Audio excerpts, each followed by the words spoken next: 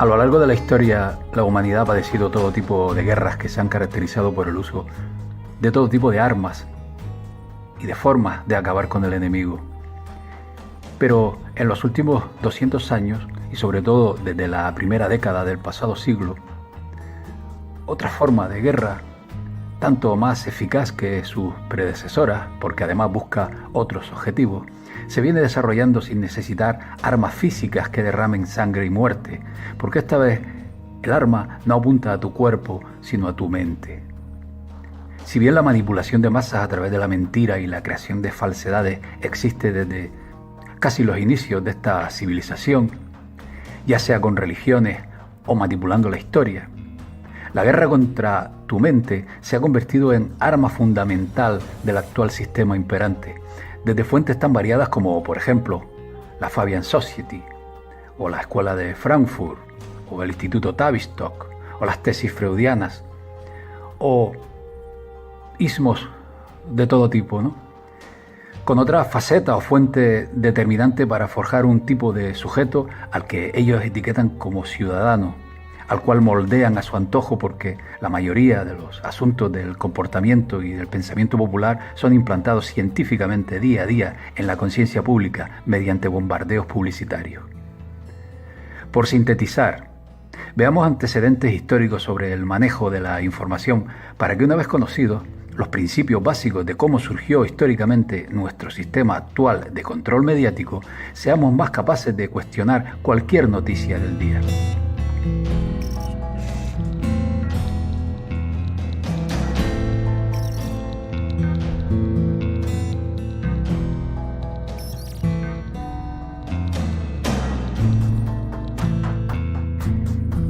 En la obra Confíe en nosotros, somos expertos del año 2001, los autores Stauber y Rampton organizaron y ordenaron evidencias convincentes que describen la ciencia de la creación de la opinión pública en los Estados Unidos. Hallaron el origen de la influencia pública moderna a principios del siglo pasado, destacando el trabajo de personas como Edward Bernays, el padre de la manipulación mediática. De su propia e increíble crónica titulada Propaganda, descubrimos cómo el judío austríaco estadounidense Edward Bernays tomó las ideas de su famoso tío Sigmund Freud y las aplicó a la naciente ciencia de la persuasión de masas. La única diferencia radica en que, en lugar de usar estos principios para descubrir temas ocultos en el inconsciente humano, como lo hace la psicología freudiana, Bernays usó estas mismas ideas para disfrazar agendas y para crear ilusiones que engañan y distorsionan la realidad con fines mercantilistas. La propaganda podía hacer que todo estadounidense quisiera tener su propio auto y de paso desmantelar el tranvía en beneficio de automotrices y petroleras, pero también orientar las preferencias de los votantes hacia los dos grandes partidos que hasta hoy hegemonizan la política norteamericana. De lo contrario, habría demasiados candidatos que fragmentarían la opinión. En palabras de Bernays, sería un caos. Este agrónomo de formación, pero periodista de profesión, fue el primero en explicarles a sus clientes que la gente no compra solo por necesidad, sino para satisfacer deseos inconscientes. Bernays dominó la industria de las relaciones públicas hasta la década de los 40 y fue una fuerza importante durante los siguientes 40 años. Durante todo ese tiempo aceptó cientos de tareas distintas para crear una percepción pública sobre cierta idea o producto. El fallecido ex analista de inteligencia John Coleman y su propia investigación nos dicen que con el plan de Tavistock, modificado para adaptarse a las condiciones estadounidenses, Bernays y Lippmann llevaron al presidente Wilson a establecer las primeras técnicas de metodología de Tavistock para la encuesta o fabricación llamada opinión pública creada por la propaganda de Tavistock. También les enseñaron a Wilson a establecer un cuerpo secreto de gerentes para dirigir el esfuerzo de guerra y un cuerpo de asesores para ayudar al presidente en su toma de decisiones. La comisión CREE fue el primer grupo de formadores de opinión establecido en los Estados Unidos. Como un neófito en el Comité de Información Pública, uno de los primeros encargos de Bernays fue ayudar a venderle la Primera Guerra Mundial al público estadounidense, con la idea de hacer que el mundo sea seguro para la democracia. Hemos visto esta frase en cada guerra y participación bélica de los Estados Unidos desde entonces. Algunos años más tarde, Bernays preparó un truco publicitario para popularizar la noción de que las mujeres fumaran cigarrillos. Al organizar el desfile de Pascua de 1929 en Nueva York, Bernays organizó la Brigada de las Antorchas de la Libertad, en la que las sufragantes marcharon en el desfile fumando cigarrillos como un símbolo de la liberación femenina. Después de ese evento, las mujeres se han sentido seguras destruyendo sus propios pulmones en público, al igual que siempre lo han hecho los hombres, ¿no? Antes de Bernays, los estadounidenses no desayunaban huevos con bacon y los varones no usaban reloj de pulsera. Ambas tradiciones fueron fabricadas por el llamado padre de las relaciones públicas. Para un fabricante de productos porcinos, Bernays ideó una campaña de artículos médicos exponiendo los beneficios de un desayuno enriquecido. Y, por iniciativa suya, los primeros en llevar el reloj en la muñeca fueron los soldados de 1918 en las trincheras, más práctico que en el bolsillo. Eso bastó para desfeminizar el accesorio y asociarlo a la hombría y al coraje. Estableció relación entre la industria tabacalera y la Asociación Médica Norteamericana, relación que duró casi 50 años. Le demostraron a todos que los cigarrillos eran beneficiosos para la salud. Simplemente mire los avisos de números viejos de revistas como Life, Look o Time de los años 40 y 50, en los que los médicos recomiendan tal o cual marca de cigarrillos para tener una digestión sana o cualquier otra idea, ¿no? Durante las siguientes décadas, Bernays y sus colegas desarrollaron los principios a través de los cuales se podía influir y convencer a las personas mediante mensajes que se repiten una y otra vez, cientos de veces por semana. Cuando el poder económico de los medios se volvió evidente, otros países del mundo se apresuraron a seguir el ejemplo. Pero Bernays siguió siendo el modelo a seguir. Joseph Goebbels, ministro de propaganda de Hitler, estudió de cerca los principios de Edward Bernays. Su trabajo era reformular un asunto, crear una imagen deseada para que haría un producto o concepto pareciera favorable. Nunca se vio a sí mismo como un maestro del engaño, sino más bien como un benefactor de la humanidad, quien brindaba un servicio valioso, ¿no? Bernays describía al público como un rebaño que necesitaba ser guiado, y esta mentalidad de rebaño hace que la gente sea susceptible al liderazgo. Bernays nunca se desvió de su axioma fundamental, controlar a las masas sin que lo sepan. Las mejores relaciones públicas suceden cuando las personas no saben que están siendo manipuladas. Estos primeros manipuladores de masas se presentaban como realizando un servicio moral para la humanidad en general. La democracia era demasiado buena para la gente. Necesitaban que les dijeran qué pensar, porque eran incapaces de hacerlo por sí solos. Aquí va un párrafo del libro de Bernays, Propaganda, que dice: quienes nos gobiernan moldean nuestras mentes, definen nuestros gustos o nos sugieren nuestras ideas. Son en gran medida personas de las que nunca hemos oído hablar. Ello es el resultado lógico de cómo se organiza nuestra sociedad democrática. Grandes cantidades de seres humanos deben cooperar de esta suerte si es que quieren convivir en una sociedad funcional sin sobresalto. Y luego viene el dinero, porque, por ejemplo, Procter & Gamble vende su jabón Ivory a millones después de que a Bernays se le ocurriera la idea de patrocinar concursos de esculturas de jabón para niños en edad escolar. Una vez vislumbradas las posibilidades de aplicar psicología freudiana en los medios masivos, Bernays se encontró pronto con más clientes corporativos de los que podía atender. Las corporaciones globales estaban muy interesadas en agradar a los nuevos hacedores de imagen. Había docenas de bienes y servicios e ideas para vender a un público susceptible. A lo largo de los años, estos jugadores han tenido el dinero para hacer realidad sus imágenes. Algunos ejemplos: Philip Morris, Pfizer, Union Carbide, Allstate, Monsanto, la industria del tabaco, la industria del plomo, DuPont, Shell Oil, Standard Oil, Procter & Gamble, Boeing, Dow Chemical, General Motors, Goodyear, etc. Han surgido decenas de firmas como agencias de relaciones públicas para responder a la demanda de manipulación mediática de masa. Aunque son famosas dentro de la industria de las relaciones públicas, son estos nombres que no conocemos y por buenos motivos, ¿no? Las mejores relaciones públicas son aquellas de las que nadie se da cuenta. Durante décadas han creado las opiniones con las que fuimos criados la mayoría de nosotros sobre casi cualquier tema que tiene el más remoto valor comercial incluido. Por ejemplo, medicamentos farmacéuticos, vacunas, la medicina como profesión, la medicina alternativa, el flúor en el agua, el cloro, los productos de limpieza para el hogar, el tabaco, la dioxina, el calentamiento global, la gasolina con plomo, la investigación y el tratamiento del cáncer, la contaminación de los océanos, los bosques y la madera, imágenes de famosos, incluido el control del daño, manejo de la crisis y desastre, alimentos genéticamente modificados, aspartame, aditivos en los alimentos, amalgamas dentales, etcétera, etcétera, etcétera.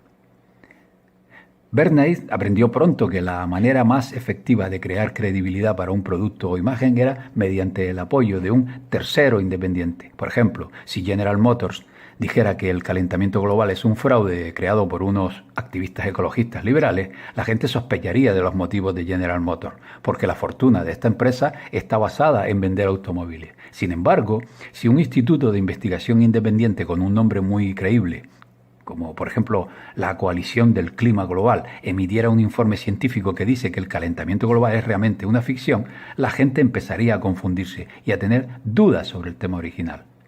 Así que eso es exactamente lo que hizo Bernays. Con una política inspirada genialmente, creó más institutos y fundaciones que los Rockefeller y los Carnegie juntos.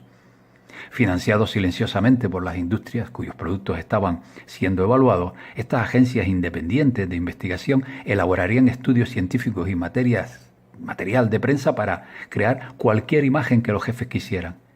Tales grupos tienen nombres muy personales como son Fundación de la Investigación sobre la Temperatura, el Consejo Internacional de Información Alimentaria, Alerta al Consumidor, Coalición para el Avance de la Ciencia Confiable, Fundación para la Higiene del Aire, Federación de Salud Industrial, Instituto Manhattan, Centro de Calidad de Frutas y Verduras, Consejo de Investigación del Instituto del Tabaco, Instituto Cato, Consejo Norteamericano de Ciencias y Salud, Coalición Global Climática, Alianza para Alimentos Mejores, comunicados de prensa, enlatados, etc.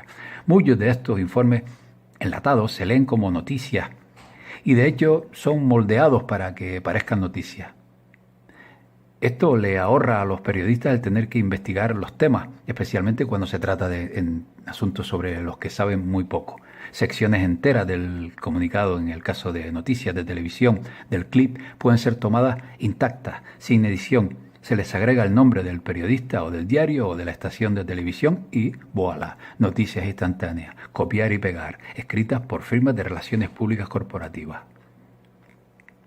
Sucede cada día, desde que en la década de los 20, Ivy Lee creó el concepto del comunicado de prensa.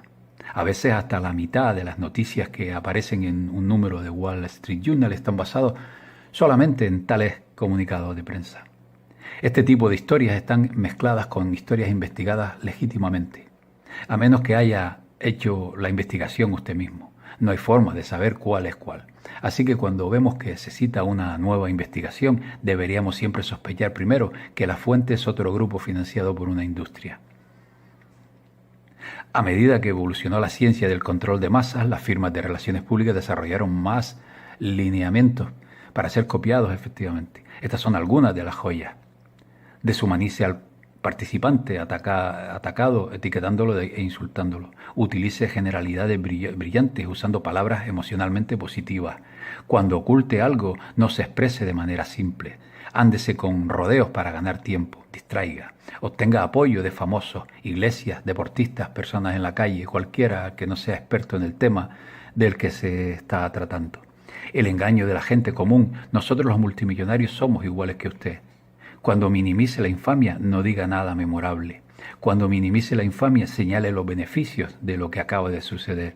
Cuando minimice la infamia, evite temas morales.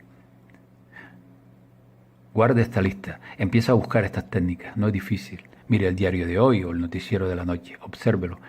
Estos tipos saben lo que hacen.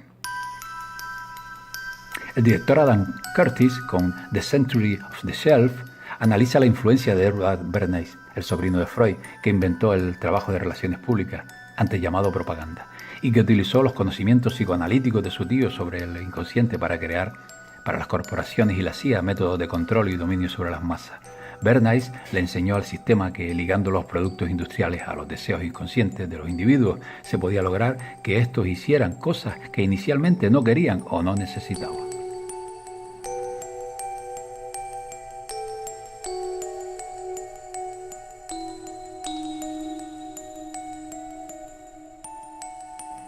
Por lo general, el individuo no piensa por sí solo, sino bajo programaciones inyectadas en la mente por el propio poder. Desde hacerles comer hace décadas huevos con bacon hasta provocar colas kilométricas para adquirir un determinado producto de dudosa necesidad, pasando por las modas, la cultura, los alimentos, las tendencias políticas, el modelo prusiano imperante en la educación, todo a conveniencia de este sistema. Ya va siendo hora de pensar por nosotros mismos y aprender a discernir, a ser cautelosos ante el bombardeo mediático que por estos tiempos se dedica a reescribir lo ya reescrito, para construir una posverdad como pensamiento popular que la élite nos prepara para las próximas generaciones.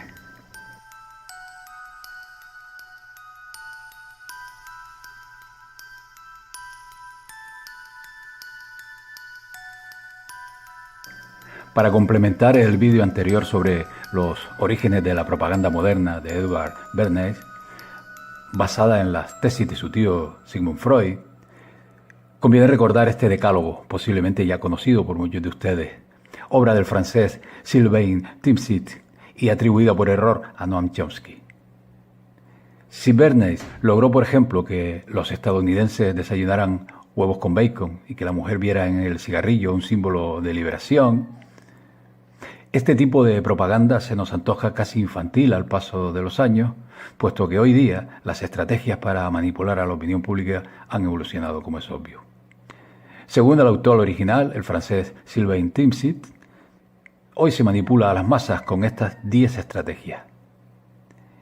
La primera es la estrategia de la distracción.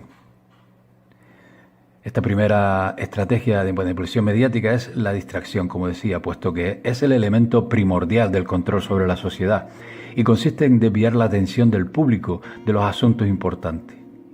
Mediante la inundación con continuas distracciones e informaciones sobre asuntos banales, el público no se interesará por las cuestiones esenciales de la política, la cultura, la economía o la problemática social. Se trata de mantener el foco lejos de los verdaderos problemas sociales, atrayéndolo hacia temas sin importancia real, mantener al público ocupado por banalidades sin tiempo ni espacio para pensar. La segunda es crear problemas y ofrecer soluciones. Este método consiste en crear un problema para causar cierta reacción en el público y que éste acepte de buen grado o incluso pida las medidas de solución que el poder quería implantar desde el principio. Por ejemplo, crear una crisis económica para que el público acepte como un mal necesario el retroceso de los derechos laborales y la precarización de los servicios públicos. Otro ejemplo puede ser dejar que se desarrolle o se intensifique la violencia urbana para que el público demande políticas represivas. La tercera es la estrategia de la gradualidad. Se trata de lograr la aceptación de una medida inaceptable, aplicándola de forma gradual, lentamente, incluso durante años. Para algunos, esta es la forma en que condiciones socioeconómicas radicalmente nuevas como el neoliberalismo fueron impuestas durante las décadas de los años 80 y 90, haciendo privatizaciones e incrementando la precariedad. La cuarta es la estrategia de diferir. Otra forma de aceptar una decisión impopular es presentarla como dolorosa, pero necesaria, obteniendo la aceptación pública en el momento con la promesa de aplicarla en un futuro. Es más fácil aceptar un sacrificio futuro que un sacrificio inmediato, porque el esfuerzo no debe hacerse inmediatamente. Esto da más tiempo a la masa para acostumbrarse a la idea del cambio y de aceptarla con resignación cuando llegue el momento. La quinta es hablar desde una posición intelectual superior. La mayor parte de la publicidad dirigida al gran público se realiza utilizando un discurso, argumentos, personajes y entonaciones algo infantiles, como si el espectador no fuese maduro o no tuviera la capacidad para comprender ciertas ideas. De esta forma, cuando se trata de engañar al público, este puede responder de una manera aún más infantil. La sexta es apelar al aspecto emocional antes que a la reflexión. Utilizar el lado más emocional de las personas es una técnica clásica para detener el análisis racional de una situación, así como su sentido crítico. Por otra parte, la utilización de un registro emocional apela al comportamiento instintivo, basado sobre todo en deseos o miedos. La séptima es mantener al público en la ignorancia. Esta estrategia de manipulación mediática es lograr que el gran público sea incapaz de comprender las tecnologías y los métodos utilizados para el control. Esto se aplica en recortes en educación, recortes en profesorado, en becas, másteres de gran coste, carreras imposibles casi para una gran población, etc. La octava es hacer que el público sea complaciente con la mediocridad. Promover la creencia de que está bien y está de moda ser una persona vulgar, inculta, poco intelectual o correcta, como puede observarse en gran cantidad de programas de televisión. La novena es reforzar la autoculpabilidad, hacer creer al individuo que solamente él es el culpable de su propia desgracia, debido sobre todo a su falta de inteligencia, sus pobres capacidades o su falta de esfuerzo. Así, en lugar de rebelarse contra el sistema, el individuo se culpa y se autodesvalida. Y la décima es conocer a los individuos mejor que ellos mismos. Esta última de las estrategias de manipulación mediática del Sylvain Timsit se basa en desarrollar un sistema que permita conocer más a los individuos que ellos mismos, gracias a técnicas como la biología, la neurociencia o la psicología. Esto permitirá ejercer un gran control sobre las masas. Pues bien, todo esto se está llevando a cabo, como bien saben, a ustedes les resultará bien familiar muchos de estos aspectos, y es otra de las estrategias, igual que la de la propaganda de Edward Bernays y demás, en que se ha venido manipulando la sociedad en que vivimos.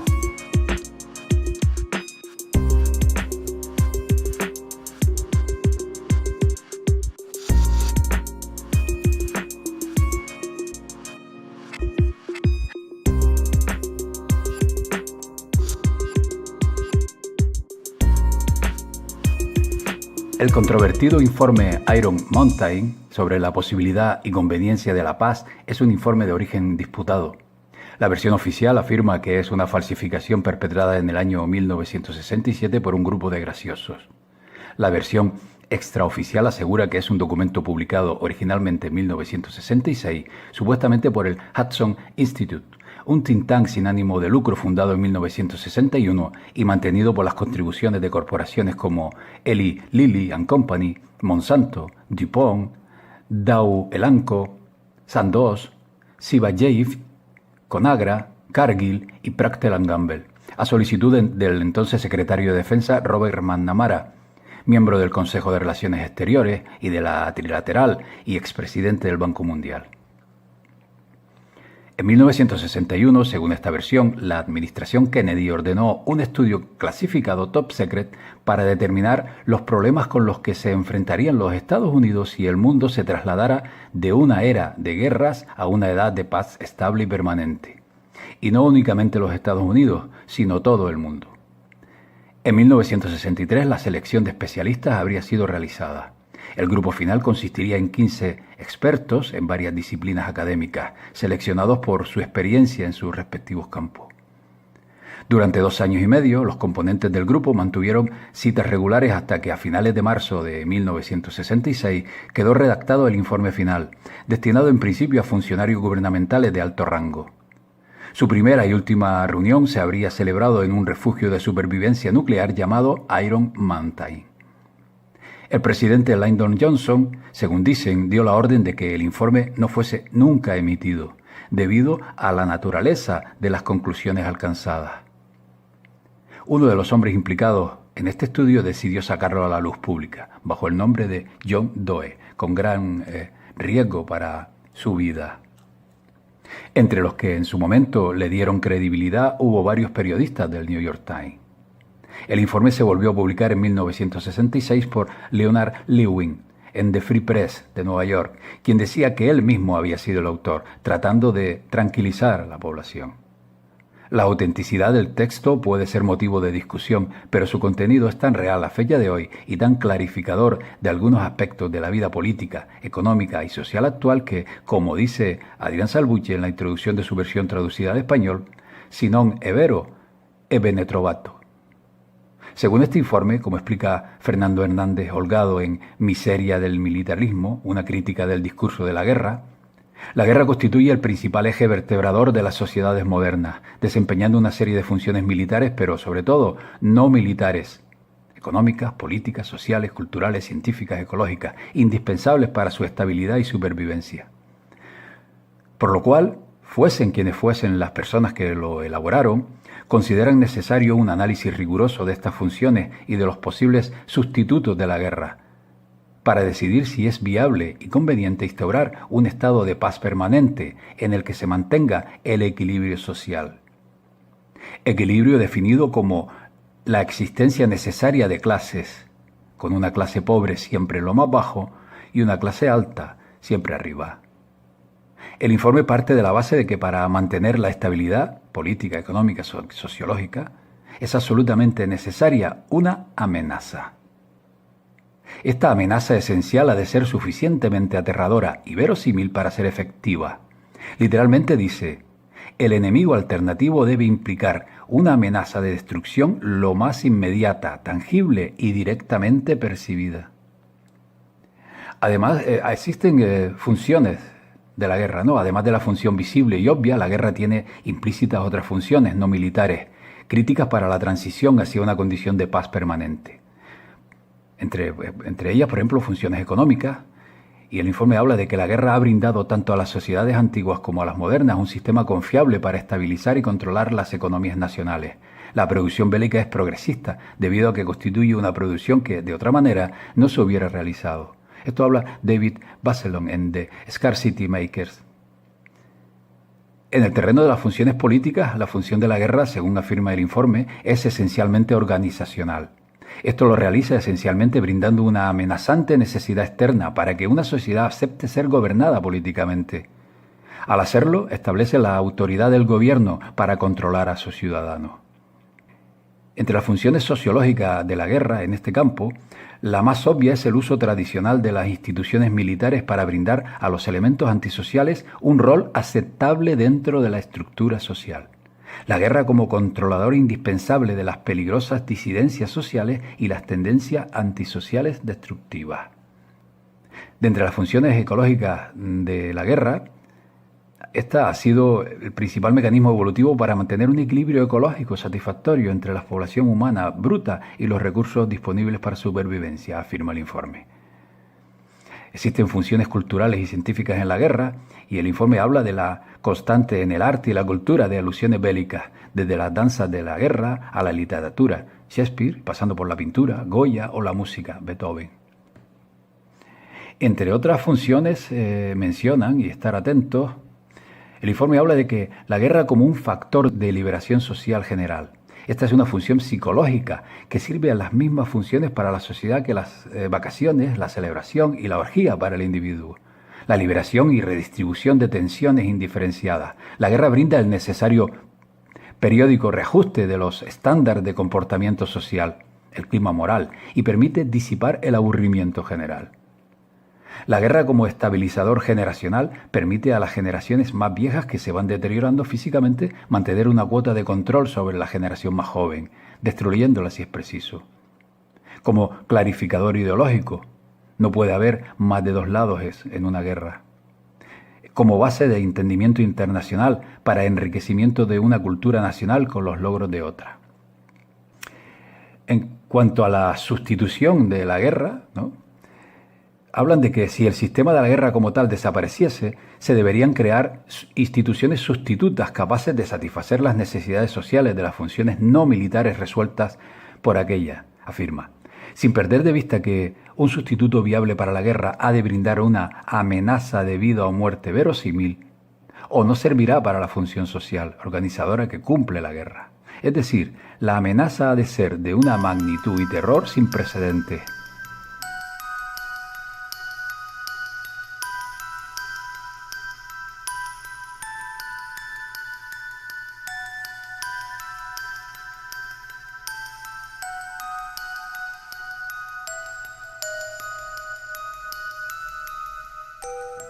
Los potenciales sustitutos de la guerra se van analizando en el informe Iron Mountain, siguiendo los mismos terrenos que en el análisis de las funciones de esta. Mencionaremos según hace el informe, pero no entrar a detallar todo esto porque es demasiado extenso, ¿no? Existen también unos sustitutos económicos, por ejemplo, un programa integral de acción social dirigido hacia la máxima mejora de las condiciones generales de la vida humana. Un programa de investigación espacial gigantesco y sin meta concreta, orientado hacia objetivos no realizables. Esto permitiría la inversión de fondos sin límite, ya lo hacen, y sin justificación, aunque adolece del carácter de amenaza inminente que se considera esencial. Un sistema de inspección de desarme permanente, ritualizado y ultraelaborado, y variantes de semejante sistema. La organización de mecanismos de inspección podría ser ritualizada de una forma similar a lo que ocurre con los procesos militares establecidos. No habría dificultad en inflar el presupuesto para tales inspecciones hasta una escala militar. Entre los sustitutos políticos destaca una fuerza policial internacional omnipresente y virtualmente omnipotente. Una amenaza extraterrestre establecida y reconocida. Una contaminación ambiental masiva y global. Enemigos ficticios alternativos. Recuerden, estamos hablando de comienzos de los años 60. Sustitutos sociológicos. Por ejemplo, una forma moderna y sofisticada de la esclavitud. Otro posible sustituto para el control de enemigos potenciales de la sociedad lo conforma la reintroducción, de alguna manera consistente con la tecnología y los procesos políticos modernos, de la esclavitud. Dice el informe que resulta totalmente posible que el desarrollo de una forma sofisticada de esclavitud se transforme en un requisito absoluto para lograr el control social en un mundo en paz. ¿Les suena? Hay funciones motivacionales, por ejemplo, contaminación ambiental intensificada, nuevas religiones u otras mitologías, juegos de sangre socialmente orientados. De la misma manera, habla el informe de que lo hizo la Inquisición española y los menos formales juicios de brujas en otros tiempos, con el propósito de lograr la purificación social, la seguridad del Estado u otros objetivos que sean tanto aceptables como creíbles para la sociedad de la posguerra. Vale la pena, dice el informe, considerar cuidadosamente una institución que combine la función motivacional con la de control, basada sobre el antecedente de la represión étnica organizada. Y por otra parte también sugieren una combinación de estas dos formas. Sustitutos ecológicos, por ejemplo, un programa integral de eugenesia aplicada. La limitación de la guerra en esta función es enteramente eugénica. La guerra no ha sido genéticamente progresista, aunque se está produciendo una mejora cualitativa realmente importante, afirma. Sustitutos científicos. Los requerimientos secundarios de programas de la investigación espacial, la asistencia social y o la eugénica. Una vez analizado y para concluir y evaluados los potenciales sustitutos de la guerra, se llegó a las conclusiones en este informe Iron Mountain. Y por resumirlo, hablan de que cuando se nos pregunta cuál sería la mejor manera de prepararnos para el advenimiento de la paz, debemos primero responder tan enfáticamente como sea posible que no se puede responsablemente permitir que el sistema de guerra desaparezca hasta tanto sepamos exactamente qué es lo que planeamos colocar en su lugar y estemos seguros, más allá de cualquier duda razonable, de que estas instituciones sustitutivas servirán sus propósitos en términos de la supervivencia y estabilidad de la sociedad. Algunos observadores consideran que el precio de la paz es simplemente demasiado elevado. Hablan también de un sistema viable de paz, presuponiendo que las grandes y complejas cuestiones de las instituciones sustitutivas planteadas en este informe resulten tener solución y que la misma sea hallada, aún así seguiría constituyendo un viaje hacia lo desconocido, con el riesgo inevitable que se refiere a lo desconocido, independientemente de hasta qué punto esos factores desconocidos resulten controlables. Cualquier condición de paz total genuina, se logre como se logre, sería desestabilizante hasta tanto se demuestre lo contrario. Una última conclusión, a modo de resumen entre tantas, dice que entonces sería necesario para nuestro gobierno planificar con profundidad para dos contingencias generales. La primera, que es la que se refiere a la posibilidad de una paz general viable. La segunda es la continuación exitosa del sistema de guerra.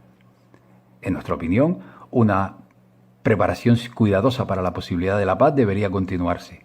no porque tomemos la postura de que el fin de la guerra sería necesariamente deseable, si es que resulta posible, sino porque puede que no sea impuesta de alguna manera, estemos listos para ella o no. El informe termina recomendando la creación, bajo una orden ejecutiva del presidente, de una agencia de investigaciones de guerra y paz permanente, a la que asigna un nutrido listado de tareas, entre las que destacaremos solamente una: la determinación de los niveles mínimos y óptimos de la destrucción de vida, propiedad y recursos naturales, como requisito para lograr la credibilidad de una amenaza externa, lo que resulta esencial para funciones políticas y motivacionales.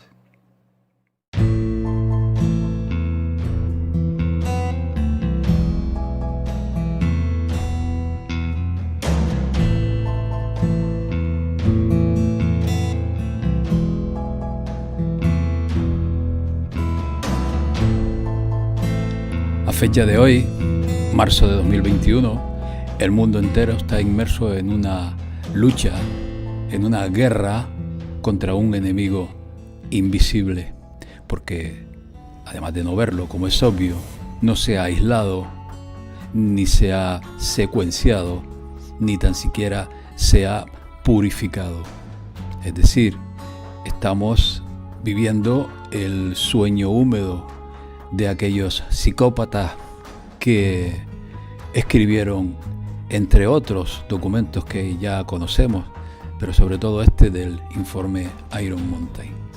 Estamos viviendo la tercera guerra, pero esta vez contra tu mente, la tercera guerra mental.